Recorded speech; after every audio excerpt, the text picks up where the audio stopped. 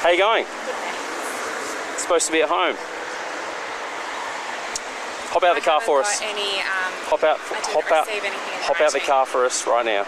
You're breaching Section 28 of the Emergency Management Act, and we're placing you under arrest for breaching that because you're not complying. It was, really, really malicious, this whole arrest was, and how planned and targeted it was. She's low risk as far as the COVID risk is concerned, but due to just the constant non-compliance and that sort of stuff, we've found her out and about, so she needs to be home and she's not doing it. So. Good mate, how are you? Oh mate, going real well. Nice. Yeah. So we've got young Maria here. She's going to be going to watch house. We'll look to refuse bail on her. The vast majority of us have moved on from the madness of COVID. However, all these years on, some people, especially those who were bravest at the time, are still fighting for justice, like Maria, who was dubbed South Australia's most dangerous woman.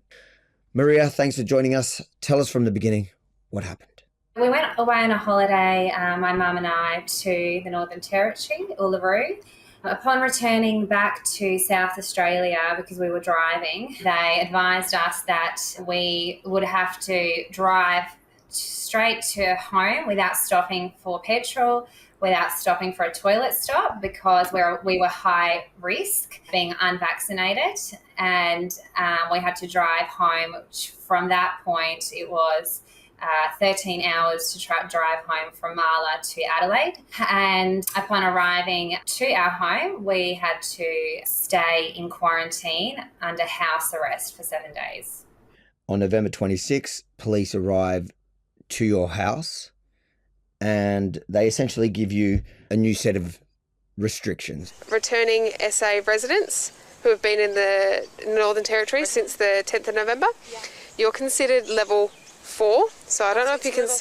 You're level 4 because you're unvaccinated, So you're required to get tested on days 1, 5 and 13, self-quarantine for 14 days, and you must wear a face mask covering your mouth and nose at any time that you come into contact with the public or for a period of 14 days after your arrival in South Australia. We can see that they've given you the directions in how to comply. You essentially were saying, cool, we're going to do it, whatever. The next footage from body-worn camera is another random inspection of your compliance. Hello, how you going? Just looking for Maria. No worries, just doing a quarantine check. Officer, before we go ahead, can I just request you on what grounds you are trespassing on private property? How did you end up here? Hop the fence. And is it lawful? Yes, it is, Or yes. is it criminal? Nah, On what lawful grounds? under the Emergency Management Act. So we're here to do a quarantine check because I believe Maria and yourself are supposed to quarantine as you were directed to on Friday. Is that refreshing your memory? Yeah, and we are here. Beautiful, and that's all I'm here to do is make sure that you're here. Okay? 2nd of December, they come to your house and that interaction all ends with the attending officers threatening to breach you on the Emergency Act because you didn't want to come out and talk to them or whatever. Can you come out here, please? Can you please just... Tatiana, we're the police. We've been on an email. You should have an email. David needs to send me your names. Check your email. David needs to send me your badge numbers and who you are. I can give you those details, but come and talk to us. David knows. Sorry? Speak to David. David can speak to David sent us here. Yeah, that's fine. That's fine. We speak to You him need- because if it's not right. You need to quarantine for another 10 days because you aren't getting tested. You need to. Put us in writing. It'll be in the email. If you fail to comply, you will be given a fine. What I'm not understanding is, well, weren't they just doing a compliance check? They could clearly see you were complying, you were at home. Why did they need you to come to the gate? And didn't that kind of defeat the whole purpose of being in isolation? I can't see how that's a breach of even their directions. No, that's right. It was just all purely harassment and intimidation. And police had visited almost every second or third day in that space of 11 days. They were coming at random times. They were coming in the evenings, They were trying to catch you out. They were trying to catch us out. Okay, exactly. so December, so this is what I don't understand. December 5th, 2021, you're in your car, you get pulled over. We hear the officer who's approached you. We hear him take a phone call, I'm assuming from his sergeant or whatever. This is an ongoing issue with the person that we found. She's out and about breaching quarantine all the time. So I would have thought that the courts will be, or at least the cells will be looking to refuse bail and send her to court. Yeah, that's all we've got. That's all we've got. She's low risk as far as the COVID risk is concerned, but look, due to just the constant non-compliance and that sort of stuff, we've found her out and about, so she needs to be home and she's not doing it. So clear as day, their intentions stating 1, that you were never a risk to them in their eyes, 2, that they were seriously abusing the system and abusing the emergency powers to lock you up and refuse you bail. How did you feel when you watched that footage for the first time? It was, really, really just proved how malicious this whole arrest was and how planned and targeted it was. Now, let me ask you, they didn't give you a chance to answer. Why were you out of your house at that time? I was on my way home from a testing station. A testing station was one of the places you were allowed to go, wasn't it? Exactly. So there really was no grounds. All right, I have to stop this a second. I know you keep looking at my t-shirt thinking how much you want one. Well, I have good news for you today. This is part of our new Aussie range, rebelstore.com.au. You can get one for yourself. Check out all the new epic designs. You can look as good as me while standing for something you believe in and supporting your favorite news network all at the same time, rebelstore.com.au. Let's get back to the story.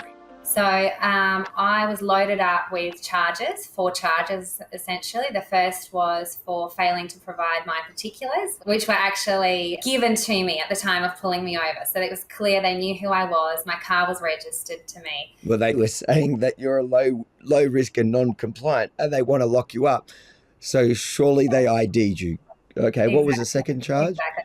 Second charge was for failing to comply with a COVID direction, which was for not quarantining, apparently, not getting tested, so failing to comply with another COVID direction. So the final charge was to do with medication that wasn't in your name or something?